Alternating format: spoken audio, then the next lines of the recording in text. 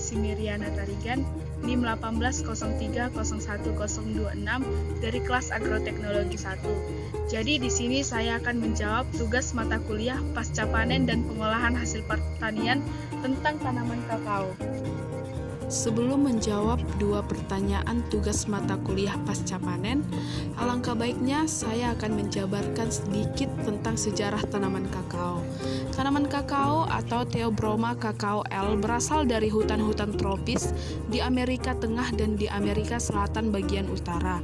Penduduk yang pertama kali mengusahakan tanaman kakao serta menggunakannya sebagai bahan makanan dan minuman adalah suku Indian Maya dan suku Aztec. Di Indonesia, tanaman kakao diperkenalkan oleh orang Spanyol pada tahun 1560 di Minahasa dan Sulawesi. Pertanyaan pertama, bagaimana perkembangan ekspor dan sumbangan devisa produk kakao saat ini? Lampirkan pustaka yang mendukung. Menurut Outlook Kakao, Pusat Data dan Sistem Informasi Pertanian, perkembangan volume ekspor impor kakao Indonesia pada periode tahun 2000 sampai 2015 tampak berfluktuatif. Jika dibandingkan dengan tahun 2000, volume ekspor kakao tahun 2015 lebih rendah di mana pada tahun 2000 volume ekspornya sebesar 424,09 ribu ton, kemudian pada tahun 2015 turun menjadi 355,32 ribu ton. Seiring dengan perkembangan volume ekspor, nilai ekspor juga berfluktuasi namun cenderung meningkat. Pada tahun 2000 sampai 2016, rata-rata pertumbuhan nilai ekspor kakao sebesar 11,73% per tahun.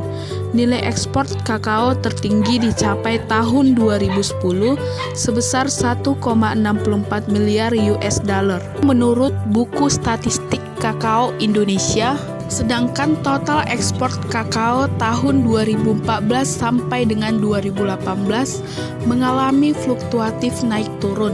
Peningkatan berkisar antara 6,78 sampai dengan 7,53% per tahun. Sedangkan penurunan mencapai 19,4%. Untuk tahun 2018, total ekspor mengalami peningkatan sebesar 7,31%. Pada tahun 2014, total volume ekspor mencapai 333,68 ribu ton dengan total nilai sebesar 1,24 miliar US dollar, naik menjadi 380,83 ribu ton pada tahun 2018 dengan total nilai sebesar 1,25 miliar US dollar. Sedangkan sumbangan devisa kakao terhadap Indonesia, menurut Menteri Perindustrian Airlangga Hartarto, mengatakan pada tahun 2018, komoditas ini sekitar 85%-nya dari total produksi diekspor. Dengan kinerja ekspor, produksi kakao ini menyumbang devisa hingga 1,13 miliar US dollar.